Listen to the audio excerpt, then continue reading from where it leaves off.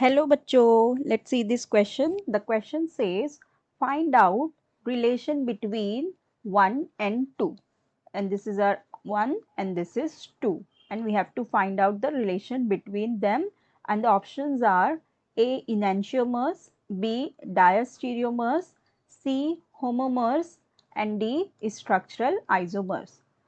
हमें इस क्वेश्चन में ये बताना है कि इन दोनों जो कंपाउंड हमें दिया हुआ है 1 एंड 2, इनके बीच में क्या रिलेशन है. ठीक है, तो let's analyse both the compounds and let's find out the relation between them.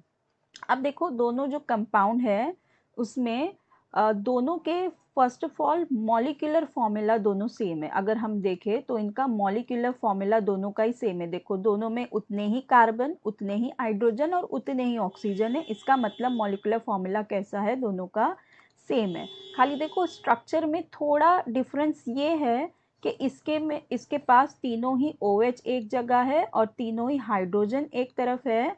यहाँ पे देखो, यहाँ पे ऐसा नहीं है. यहाँ पे देखो जो सेकंड वाला है वो थोड़ा चेंज हो गया है. ठीक है, तो इसमें ये डिफरेंस है. अब देखो, let's see one by one. अब जो हमें फर्स्ट ऑप्शन दिया हुआ है, फर्स्ट ऑप्शन हमें दिया हुआ है इनैंशियोमर्स. ठीक है, फर्स्ट आंसर में हमें कह रहा है इनैंशियोमर्स. देखो, इनैंशियोमर्स क्या होते हैं. इनैंशियोमर्स वो कंपाउंड होते हैं जो एक दूसरे के मिरर इमेजेस होते. ठीक है, क्या होते हैं, मिरर इमेज होंगे बट नॉन सुपर इम्पोजिबल.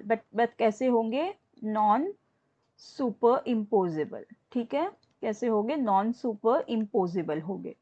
अब देखो, अब ये जो हमारे दोनों कंपाउंड है जो A और B दिए हुए हैं, ये एक दूसरे के मिरर इमेज नहीं हो सकते.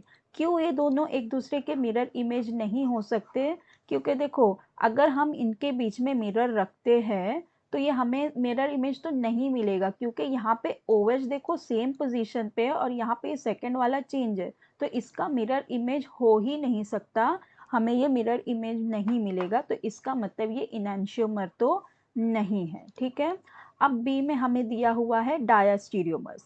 डायास्टीरियोमर्स क्या होते हैं, डायास्टीरियोमर्स एक दूसरे के मिरर इमेजेस नहीं होते. They are not mirror images.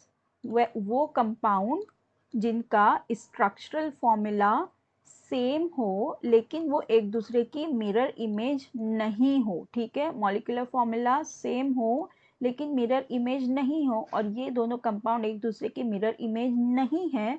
इसका मतलब क्या, कि ये दोनों डायास्टीरियोमर्स तो है. ठीक है, अब लेट्स सी सी में हमें दिया हुआ है होमोमर्स. देखो, होमोमर्स क्या होते हैं, हम जो पॉलीमर्स में पढ़ते हैं ना, जो मोनोमर्स जिसे हम कहते हैं, मोनोमर जो सिंगल यूनिट रिपीटिंग यूनिट होते हैं, जो सिंपल जिससे हमारा पॉलीमर बनता है. सिंगल यूनिट जो रिपीटिंग यूनिट होता है, जो मोनोमर होता है, उसे हम होमोमर्स कहते हैं. तो ये तो यहाँ पे हो नहीं सकता, तो इसका ये तो हो गया रॉन्ग. अभी डी में हमें दिया हुआ है स्ट्रक्चरल आइसोमर.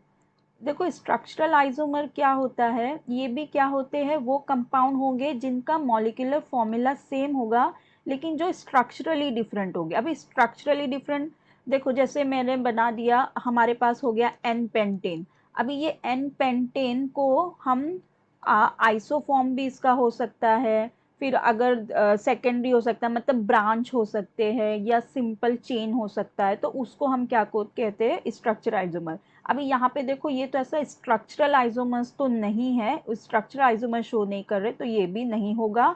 तो हमारा करेक्ट ऑप्शन क्या होगा, ऑप्शन बी डायास्टीरियोमर्स. डायास्टीरियोमर्स मतलब वो कंपाउंड जिनका मॉलिक्यूलर फॉर्मूला सेम हो और बट लेकिन वो एक दूसरे की मिरर इमेज नहीं हो. और हमारे ये दोनों ही कंपाउंड का अगर हम मिरर इमेज देखेंगे तो हमें बिल्कुल भी सेम नहीं मिलेगा, लेकिन मॉलिक्यूलर फॉर्मूला सेम है. इसका मतलब ये दोनों एक दूसरे के डायस्टीरियोमर्स है.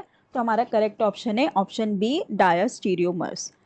आई hope you understood it well. Best of luck. Thank you.